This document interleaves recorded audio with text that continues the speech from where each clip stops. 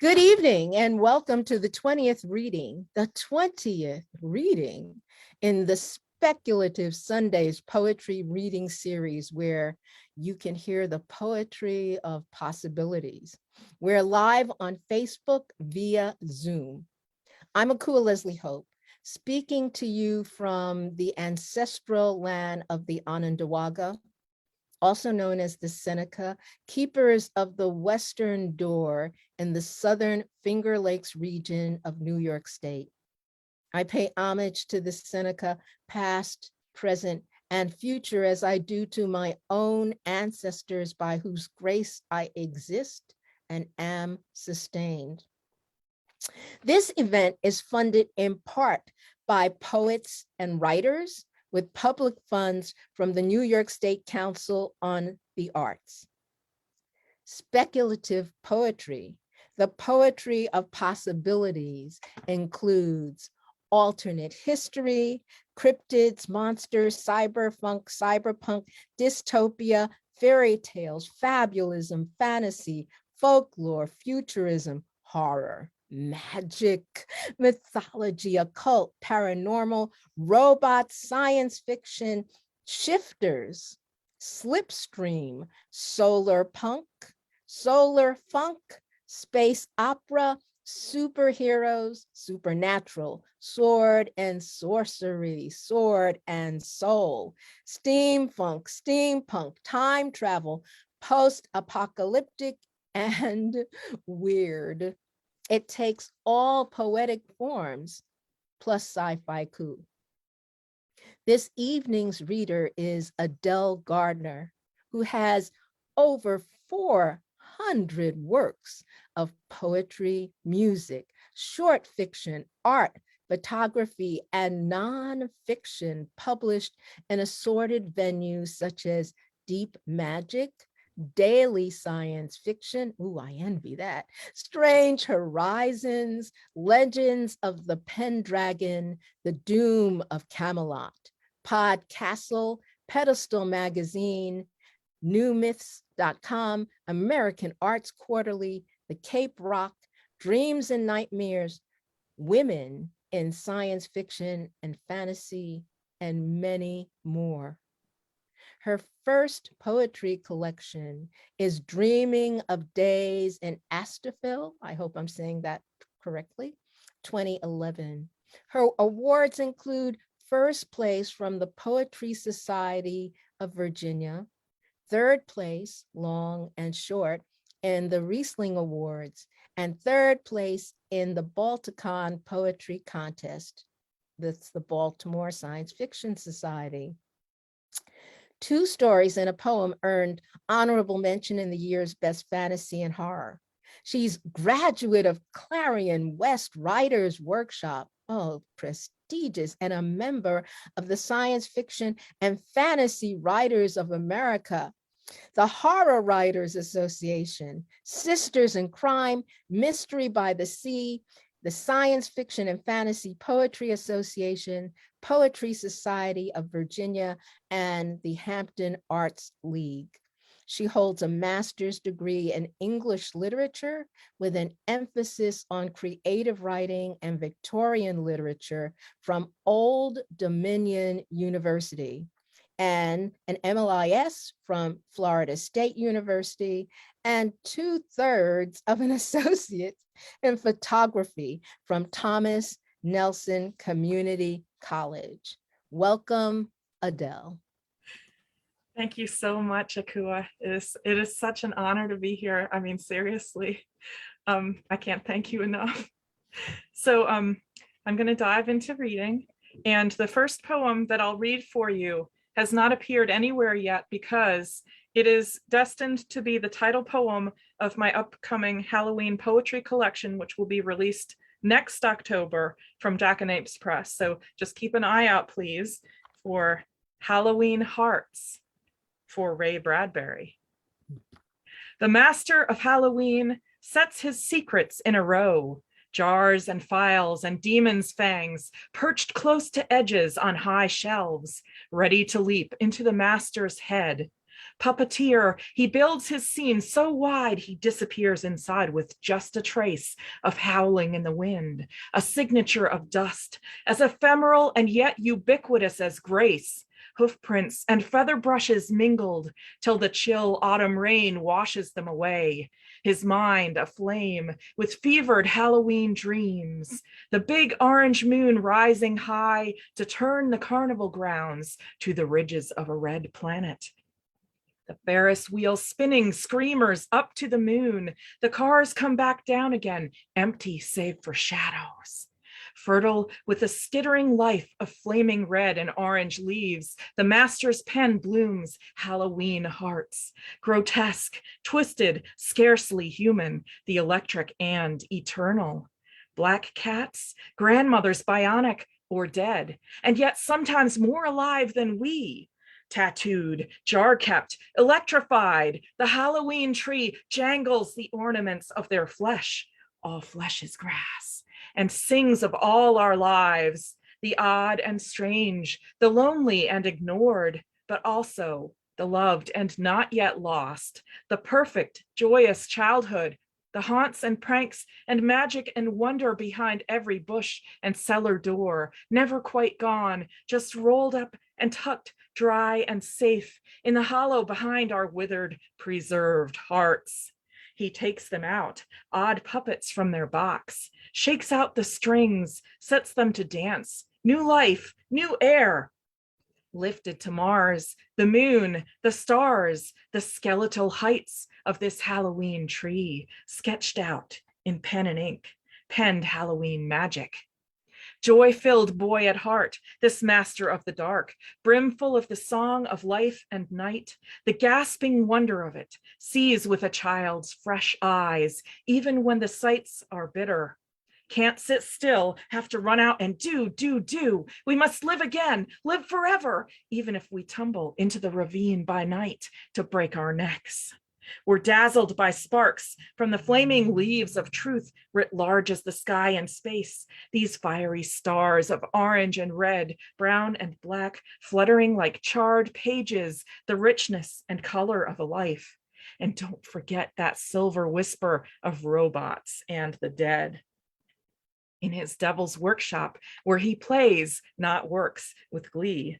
The billion names of God are bottled for him to discover and release, one by one, blossoming, unfolding like paper flowers, burning lanterns, or cut sponge secrets, homunculi pushing out from the chrysalis to bloom into full-blown men or crinkle-eyed little boys sparkling with mischief, wonder, love.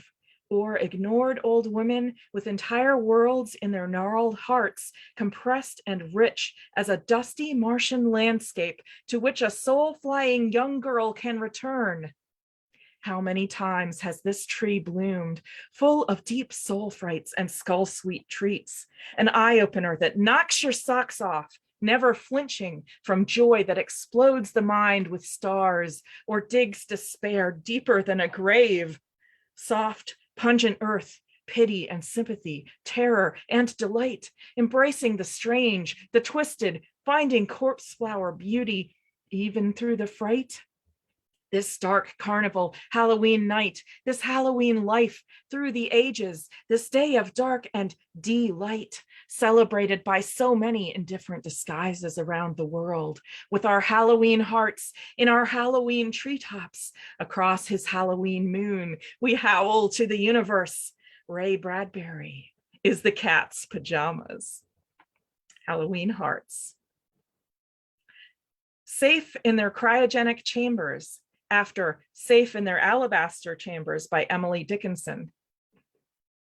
Safe in their cryogenic chambers, frozen past pain on a hopeful noon, the dreamers await their resurrection, veins of snow in titanium tomb.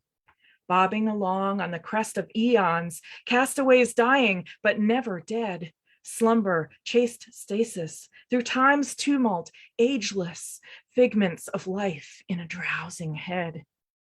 Worlds wheel on waking their life eternal, asteroids crash and suns decline, voyagers drift, indestructible, timeless, minuscule ships, on a quest divine, safe in their cryogenic chambers. My little vampire. Gabrielle loved vampires, and she thought she might have found one. He weighed 14 pounds and was covered with black fur, had a squeaky little meow, and answered to the name of Max.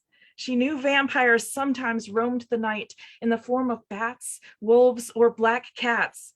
Night after night, Max stood outside her bedroom door, crying to get in. When Gabrielle opened the door, he still stood there, pleading, clearly wanting to join her, putting one cautious foot forward, then pulling it back, as if the threshold was an impassable barrier. Each night, she invited him inside. My little vampire. My upcoming astronaut experience. I wouldn't want to go without my cats. Convincing reasons? See Cordwainer Smith. Cat-human telepathic bonds, rout dragons, or rats if you prefer. Let's elevate our fellow earthlings, feathered, finned, or hairy, leave none behind in quest for sustained life. Can frozen sleep truly be called life if I won't even feel my snuggling cats? Maybe from grave-bound years I'll wake up hairy as any wolfman, Robert Weston Smith. I'd rather be a cat, but I won't elevate my common problems to the rank of dragons. That's what it's all about, this quest for dragons, our chance to save the world and preserve life. First step's an ecological space elevator to bioships chock full of fish and cats. We'll need beekeepers, arborists, metalsmiths, and freethinkers to rig a mailbox if things get hairy. But even space travel gets mundane. Bring Harry Dresden, Jane Austen togs, Dungeons and Dragons, my best friends Dr. Four and Sarah Jane Smith. Under essential sustenance, class life, the universe, and everything, including cats and cultural preserves that elevate. One lesson's paramount. Don't elevate humans above all other shelled, scaled, hairy, and feathered beings. Emotions are shared in cats and chimpanzees, in humans and storied dragons. We all enjoy the gifts of sentient life, both aliens and agents like Will Smith. As long as I still get to be a wordsmith among the stars, with arts to elevate my mind and time for happy family life, with close-knit kin, mom, sisters, brother Harry, I'll quest through nebulas in search of dragons, then rest each night with loyal, loving cats. We'll smith our ship as paradise, bring kin, fun, hairy friends. For converts, elevate the mythic, heroes, dragons. But don't forget, life on our planet's precious. We need cats. My upcoming astronaut experience. The chant of the black cats. We are Halloween. We black cats, puddles that vanish into night, our green eyes flashing like horizon light that warns of ships that drowned because no good luck black cats prowled the decks, fending off storms, brushing sailors with midnight magic. As Halloween cats, we keep watch behind curtains, atop fences, underneath cars. It's our night, and we lash our tails, puff wide, fill hollows so deep we're only floating eyes. A Halloween moon's best, harvest orange, fat as a pumpkin, a gleam as sweet as pies. We braid it into whisker threads, weave mystic light in a paw dance across the path of those who need our luck. We march in sleek black funeral attire, a slinky but precise procession. Every step counts, spells widdershins, ace in the hole and a paw to keep it there. Inspired by us, you parade your young like a lioness showing her cubs to the pride. Your own kittens, wrapped in flamboyant pelts, nudged to walk on their own to ring the bell, present themselves, say the magic words. A regal procession rich with ritual that unifies you for a single night. Even the babes in arms brought close for approval while proud parents stand back, watching the cubs play at hunting treats on their own. It's the most dangerous night of the year. Roads are bad, but Halloween turns black cats from hunters into prey. Tin cans and tail burnings, E.A. Poe hangings, living burials. House cats get trussed in fancy clothes, protesting with ululating yowls, distracted from their mission to spot spirits that slide through cracks, rousting them like rodents, vigilant to preserve the warmth of the home while the hard months begin outside. Frost, starvation, as mice hibernate and birds fly south. No food banks for cats, and shelters overflow, spelling more feline deaths. Despite the need for our Halloween magic, we've had to give up perching on fence posts in orderly, obvious rows. Now we cluster in skeletal trees where you can't get us. Wary of owls, our claws sunk deep in bark to keep from being snatched and flown away, while above us, great horned owls chuckle, "We'll eat you, black cats," they hoot, while we hunker in the crooks of branches. We peer down with the luster of ambers and greens, the menacing sparkle of Halloween lights. Velvet brushes your cheek. Cold rush as our tails anoint you with Halloween magic, the chill finger of death to keep you on your toes. You duck and scream, run, fleet, young again, as we shiver you alive with electric fur and fine needle prick claws, slipping through night to thread our 9 lives through yours like stitches, binding the rents in your spirit. Frankenstein's monster, stitched whole and new, pumped full of lightning, galvanized by fear. The chant of the black cats. Eureka. And this is an acrostic which spells Edgar Allan Poe. The title is the same as the title of his prose poem on the nature of the universe. Each time I read your work aloud or sit listening in the dark, your spirit touches me. A slight pressure on the back of the neck, a gliding hand reaching into mine. You enter the room so softly, all thought ceases, but the rhythm of your unified effect roars through my blood, my matter vibrating in a harmony as dangerous as the glass harmonica, distorting senses, grinding nerves thin, like the nervous sensibility of all your heroes. No liquid could carry sound more cunningly than your words, breathing your living voice. Awareness deepens of each heartbeat in the room, each rising chorus. No, I dare not listen. Your distemper batters at my brain, pulling me farther into your dark heart till I must burst or go mad. Where are you? Where? I turn and you are everywhere. Everything, all souls shared. Eureka! My bones are yours. Eureka. Live, laugh, love, loop. My time machine is geared for me alone. I don't meet stars, make presidents, stop wars. Fantastic times hold folks I've loved and known. Jazz clubs with uncle, dad, young saxophone. Visits at grandma's, bunking with dad's snores. My time machine is geared for me alone. Unlike our town, give me the daily drone. Like favorite songs and books I love encores of times spent with the folks I've loved and known. A traveler must endure the pain foreknown, worth it to see the people she adores. My time machine takes tolls from me alone. For grandpa's jokes, I'd give up all I own. For family boating, dad's hands on the oars. I cherish times with folks I've loved and known. This is my heaven, stopped by no gravestone. I'll loop my life and visit you and yours. My time machine is geared for me alone. But best times hold you folks I've loved and known. Live, laugh, love, loop. A rose waits. The rose worried about her prince. Each day he was gone. She sent out seeds as envoys, flying the space winds, each trailing a strand of silk from his scarf, caught among her thorns like celestial parachutes.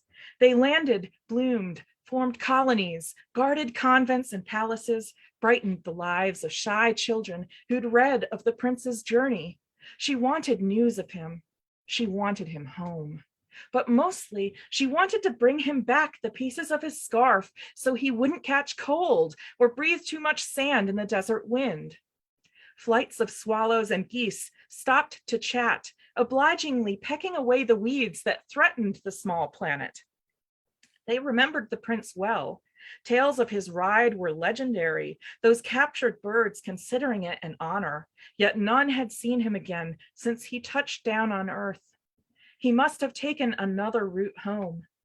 Daily, the rose sent out missives in her scent, the space rose fragrance that evoked her mood.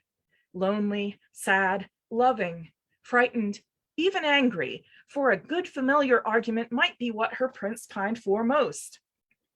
But despite her longing for him to return home and defeat the Baobabs who overran planets like Nazis, she would have warned him against the wiles of any snake, like Saint-Exupéry's friends trying to keep him from flying to the aid of France in World War II before he disappeared, never to be heard from again. Yet still for us, like the little prince, he will always be alive. A rose waits. House 5. There's danger. I won't live to see the end. The lights go up, but I'll still sit right there, my seat propped back, fake butter on my hand, loose popcorn on my shirt, but I won't care. It happened once before. A man's gray hair rested so still against the seat. Our bland theater tape piped in the latest share. Our lingering patron looked the type to stand, shake out his topcoat, tilt his dapper hat, pick up his cane and walk out like a king, and tip the usher who let him out the rear. We swept up, noisy, wanting him to stir, hoping for snore or sneeze, for sudden start when we scraped dustpans. Was it just his heart? Perhaps his age was right, but what of Pat, our newly minted old enough for R, a movie buff since 10? Each week he'd bring a different girl, his wink to us the same. We liked to walk down during scary parts, to watch their faces, yes, to hear their screams. He had a pair of lungs. After, he'd grin as if it was the best fun in the world, his arm clamped tight around his shaking girl. He liked House 5 the best. It was most dim. We found his curly head against the seat, his girl hysterical, his eyes alone moving in his pallid, stricken face. No reason, just that seat where one old man, he died soon after.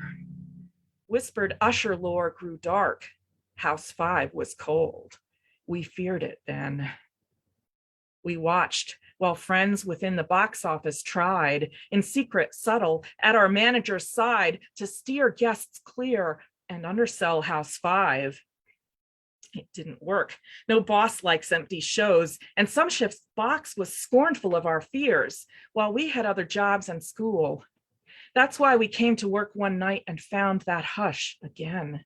Young mother dead, her baby too. Our night cop watched us all with gimlet eye, and we decided, desperate, what to do. We get free movies, perk for our low pay.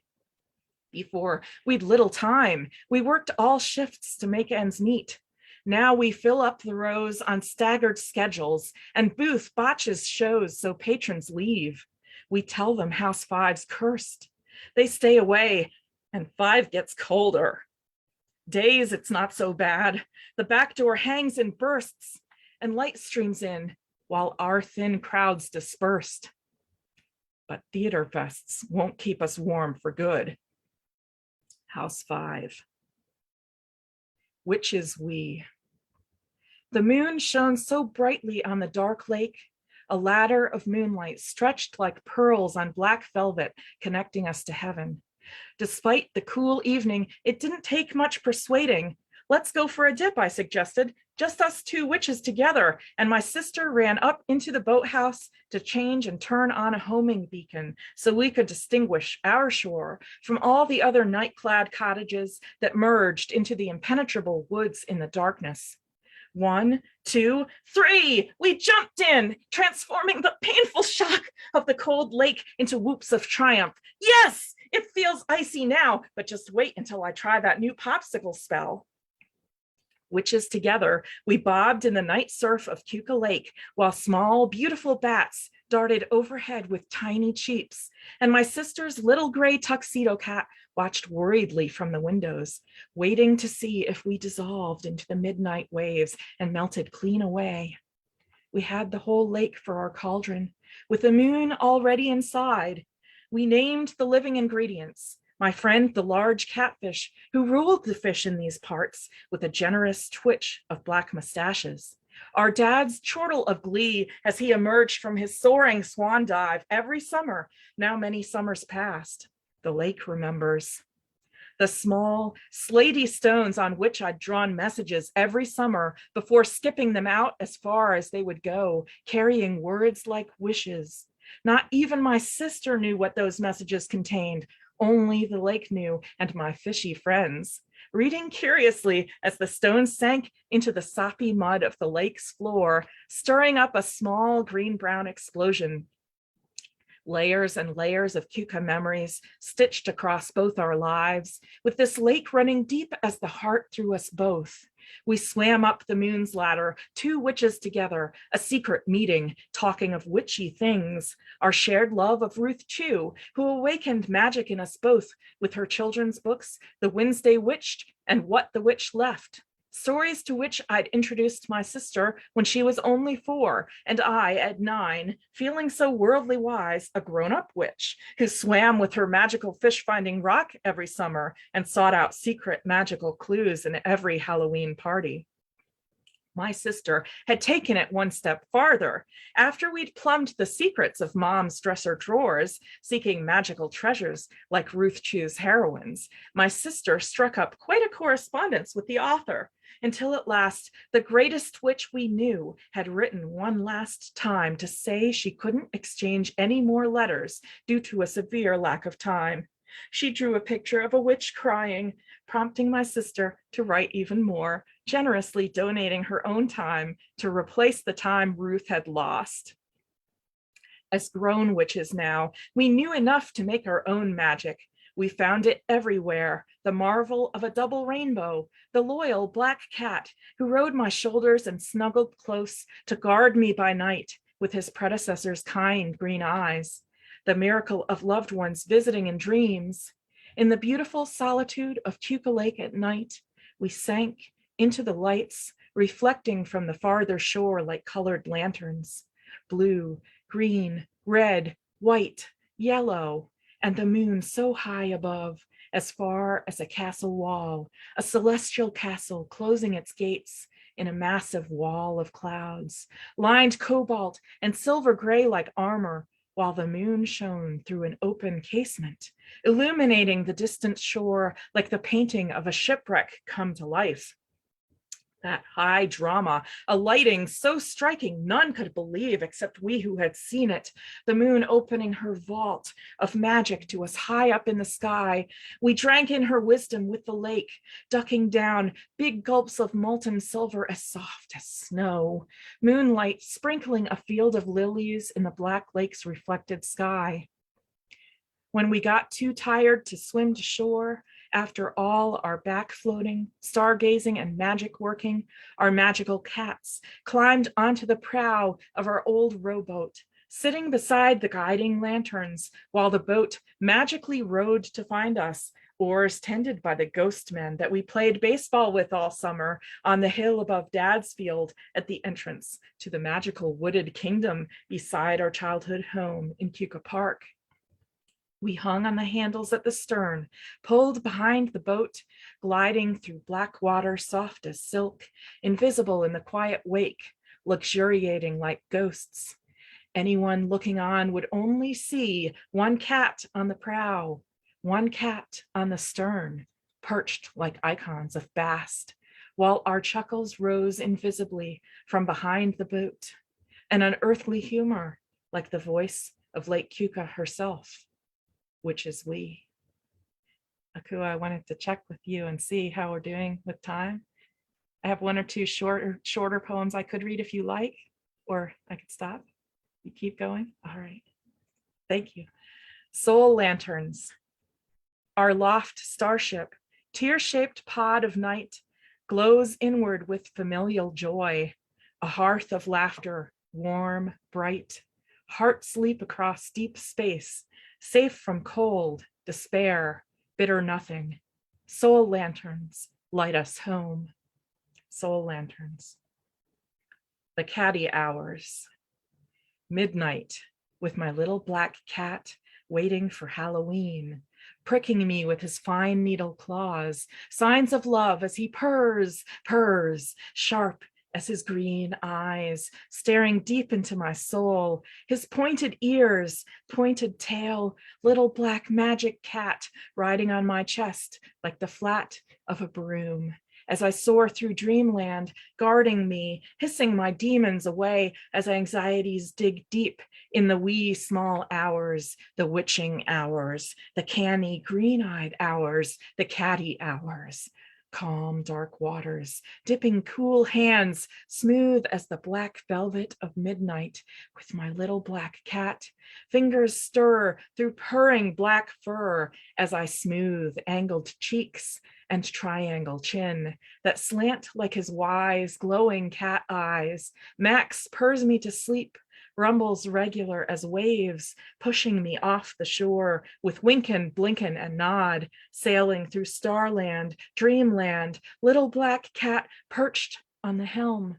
My long, lean, sleek, and sinuous cat man, his tail waving like a cavalier's plume, honor bright as Maximilian Morel and his cat-like count, rumbling away this tightness in my chest that catches me, quickening my breath to nightmares echoing this fulcrum life, with almost as many loved ones now, my beloved dead, as are still living with me on this side. When my dead outnumber my living, will I dip down into that darkness, dip down into death? I wake to find my cheek pressed sleek into purring black cat fur, and Max gazes at me with smiling black cat eyes. The catty hours.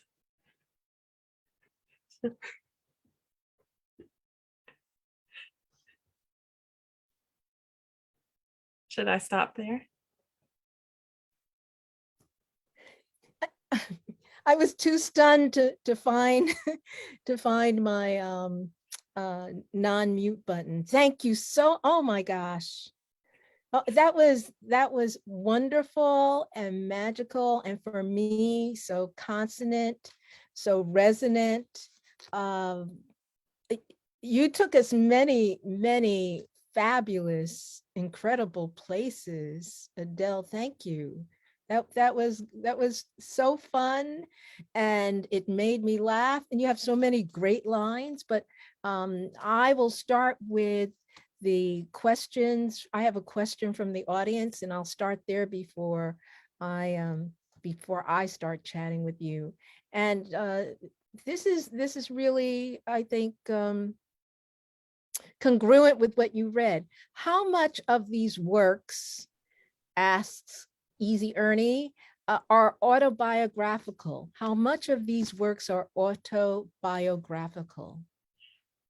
I would say that there's often a very strong autobiographical element in my work because I find myself inspired by daily life, and probably also because I'm a writer.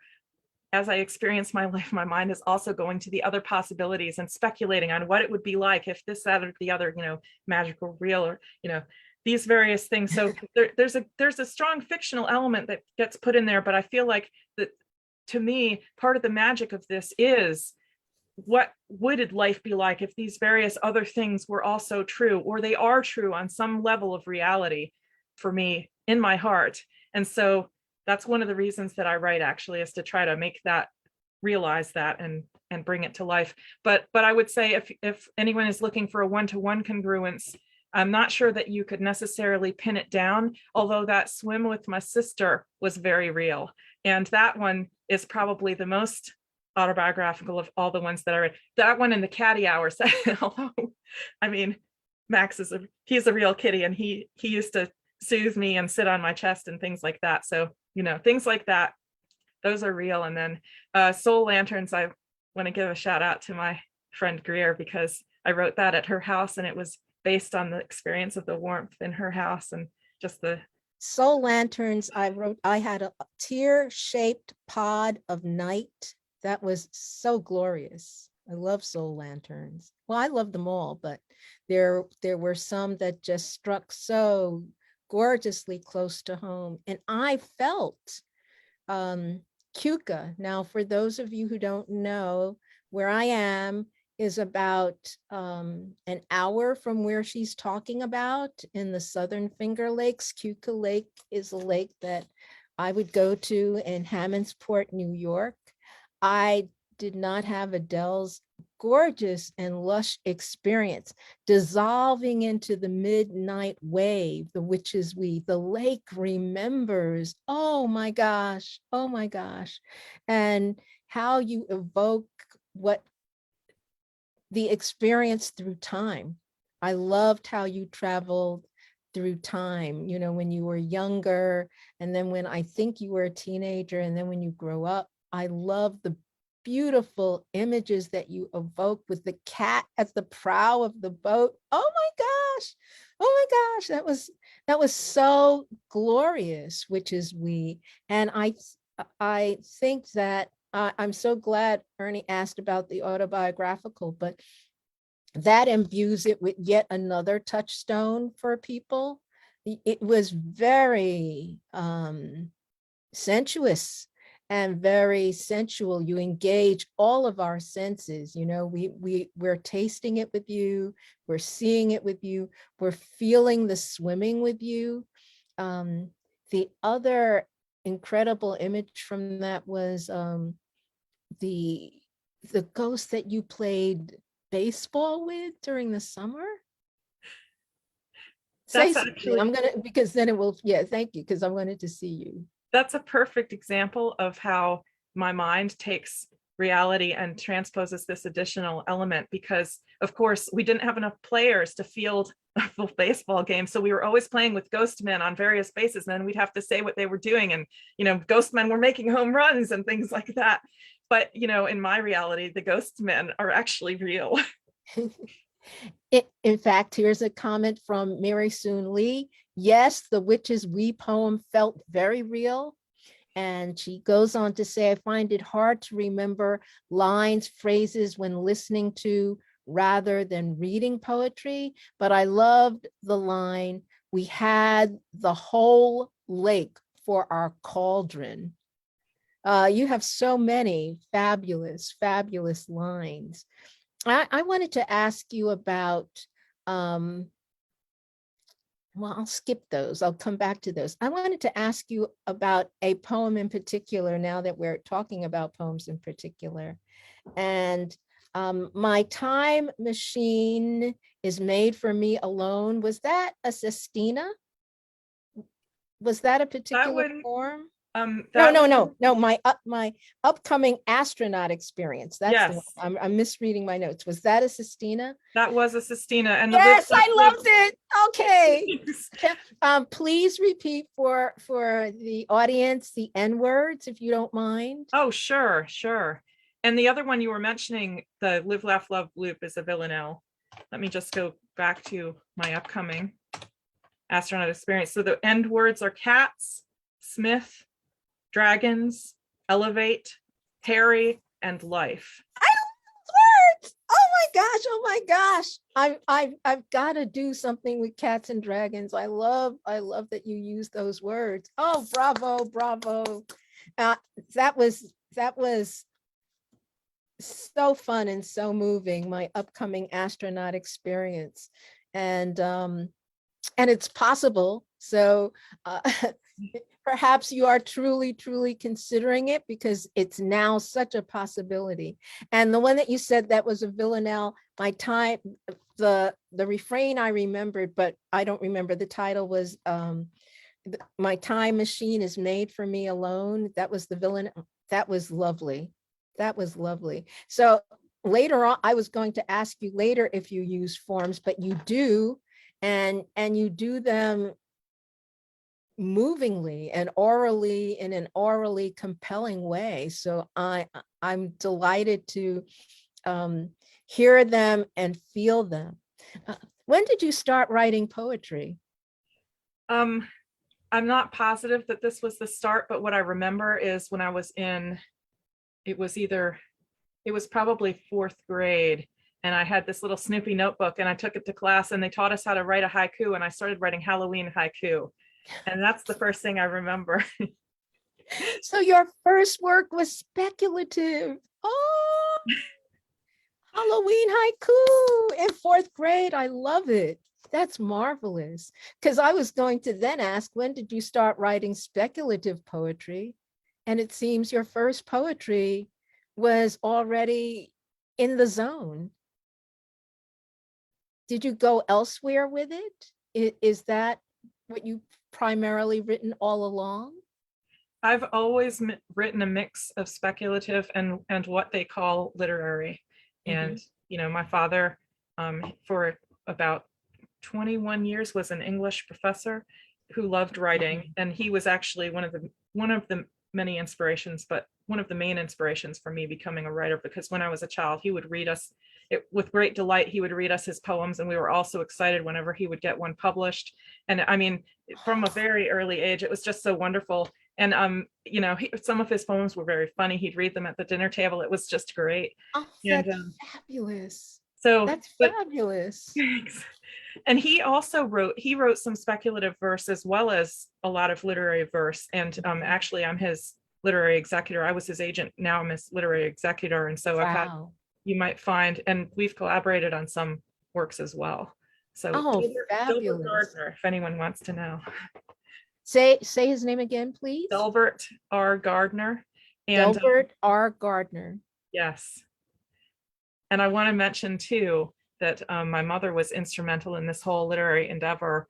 And in addition to her love of literature, and she's had a few works published herself, and she's attended so many of my writing workshops.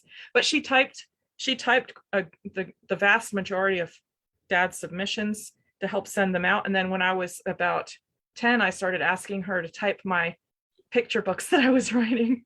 And she was typing them up into little books. She's Marilyn Gardner. You see her there. So she's hello. How are you? She may not be able to talk because she's at a hotel. She probably doesn't have a speaker. All right. Oh, well, greetings, Marilyn. Thank you for your daughter. We enjoy her a lot.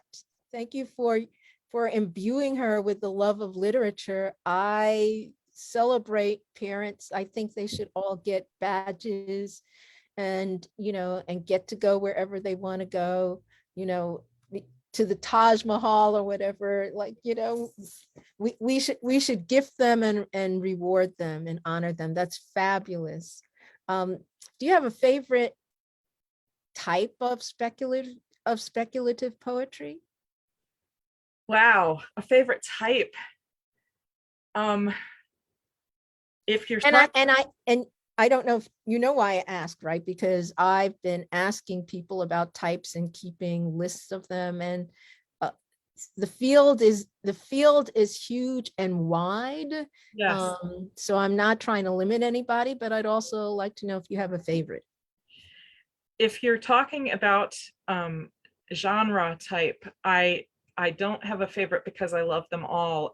But I would say that my favorite type of any poetry and speculative poetry is the kind that builds an emotional connection that I feel deeply.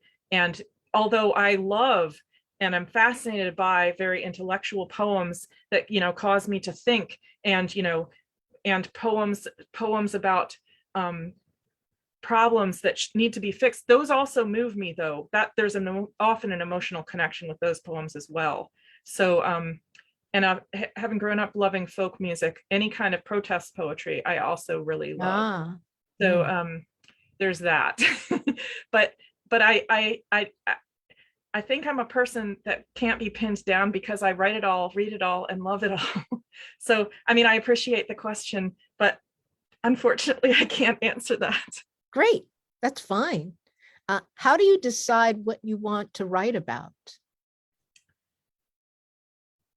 That I think that a lot of my writing comes out of a place that I don't necessarily decide on. I may feel So like I was saying, events in my life will inspire me, will cause me to think about something, or I may be feeling something strongly and I just want to talk about it, or I had a dream that was very vivid to me and I want to explore these ideas.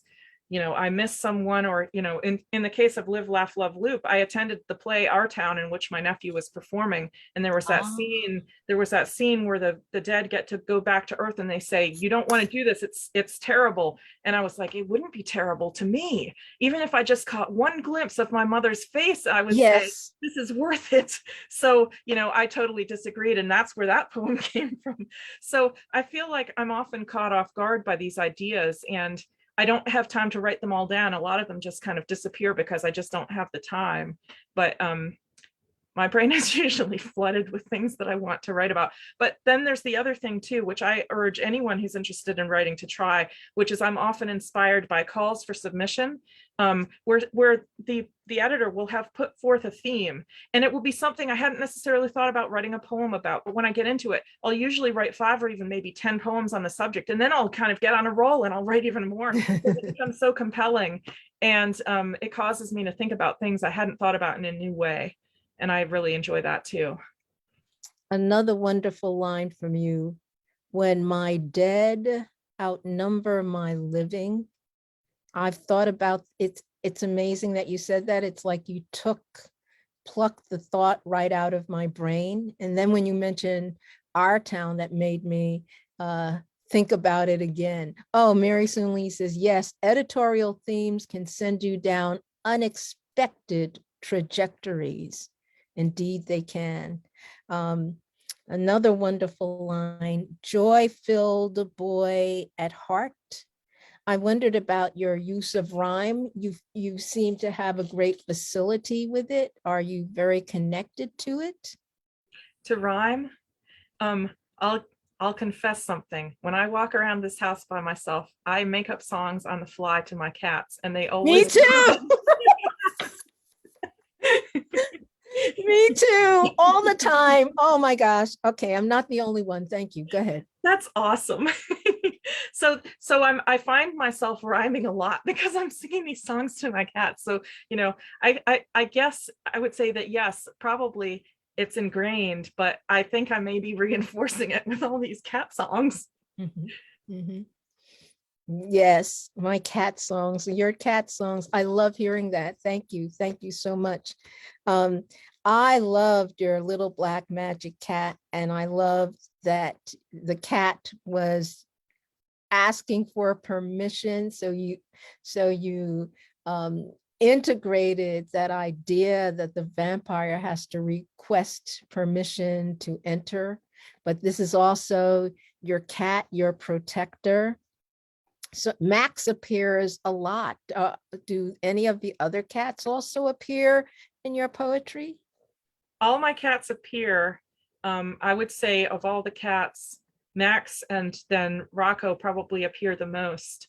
And they were the cats that were with me longest and that I only recently, unfortunately, lost. But I chose to read poems to Max tonight because Our his, condolences. thank you. Yes. Mhm.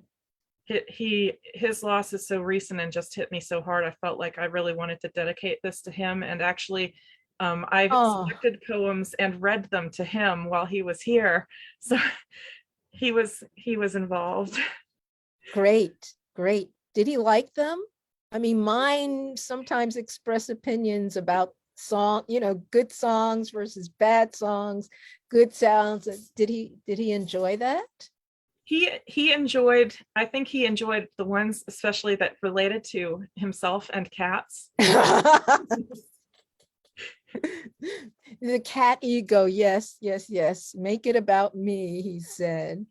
Um, I love okay, now, was this a line? I think it was a line. Corpse flower beauty.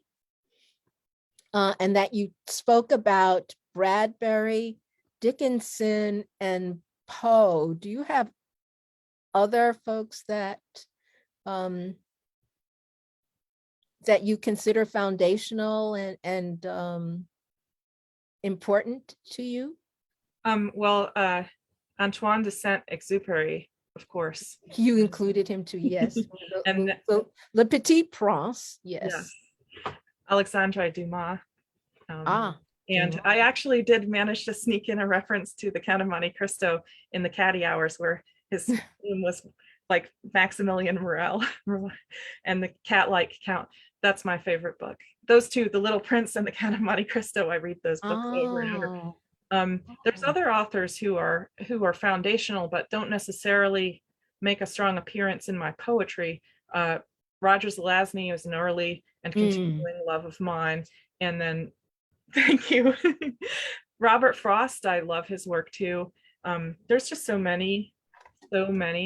And some of them you might see an influence in more of my non-speculative work. At one point, I was the co-editor of Virginia Library's journal, and I got to interview a lot of fantastic poets like Louisa Gloria. She's the Virginia's Poet Laureate right now. And Jay Paul, he actually was my teacher at Christopher Newport back in the day, but he's a really good poet. And I also thought since I know you like to ask us what we're reading, that was the next question. Yes, I do. Yes. I'm sorry to jump the gun here. That's okay. That's great. This is not poetry, but actually Greer just sent me this book. It's The Last House on Needless Street by Catriona Ward. I'm fascinated. I'm about 3/4 of the way through. It features a cat and a very interesting cat's point of view, which I find fascinating. Oh. And it's a good selection for Halloween. And then when my book was accepted by Jackanapes Press, I went out and got some of their books, which, they're amazing and fantastic. And this is The Withering by Ashley Diocese. I'm not sure I'm pronouncing her name. I apologize, Ashley. Past the Glad and Sunlit Season, Poems for Halloween by K.A. Opperman. I love that title. Past the Glad and Sunless Season. Sounds like a poem beginning. And the press, the editor and publisher of the press, Dan Sauer, is an amazing artist, and this book is just filled with his works, which they're probably not going to show up. No, I saw the candles. Show us another. You can just see. Yes, the scarecrow. There's just some really great. Oh, that's scary. The candy corn coming from the jack-o'-lantern's mouth. Yep. Throughout this book, it's just one great poem and great illustration after another. That's lovely. I found this book really put me in the mood for Halloween, and I so I was really glad. Anyway, that's the short answer. I also let us pause to say again, I put Adele's links in chat, and she's going to be publishing a Halloween poetry collection next year, October 2022, Halloween Hearts. And I believe your first few selections were from Halloween Hearts. Is that correct assumption? The first poem is the title poem, and then any of the Halloween poems that you heard me read, and also any of the Poe inspired poems. Oh, the Poe also. Will also be in the book. So okay, the House of Usher. House 5. Maybe House 5. Is that another nod to Poe? That was very scary and well done and wonderful and interweaving. And it's really, you were really kind, because before we began, I talked about having eaten popcorn, and popcorn appeared in the poems more than once. That's marvelous. Oh, and we've got a comment from the audience. Speaking of Zelazny, he asks, have you read Eye of Cat? I have, and I loved that book. I just thought that was an amazing book. I highly recommend that to everyone here. If anyone likes my poetry, I think you will love Eye of Cat by Roger Zelazny. Well, we love your poetry, so I guess we will enjoy that as well. So to answer your question, go ahead. Sorry, go ahead. House 5 is actually is actually somewhat autobiographical, perhaps more than somewhat. One of my favorite jobs was working at the movie theater. And we had we named all the different theaters. They had house numbers, and house 5 was, we ushers and projectionists believed it really was haunted. And there were actually the death and the paralyzed young man, those were real. And Oh my gosh. they happened in house 5. We were scared of house 5. Now I added to that, but that was one of the scariest things I've ever experienced. So oh my gosh. Oh my gosh. That's I'm I'm flabbergasted. That's amazing. Oh, a terrible a terrible true ish poem. Wow. And you were a projectionist, were you? yeah, I worked my way up from cash register to usher to projectionist. I love that job. I always wanted to do that. That sounds like such marvelous fun to see a lot of film. Do you like film? Oh yes, yes. Okay, because we heard some of it in the poems, but just wondering. Oh my gosh, where did the time go? We're almost out of time. All right. Can you tell us a bit about your writing routine?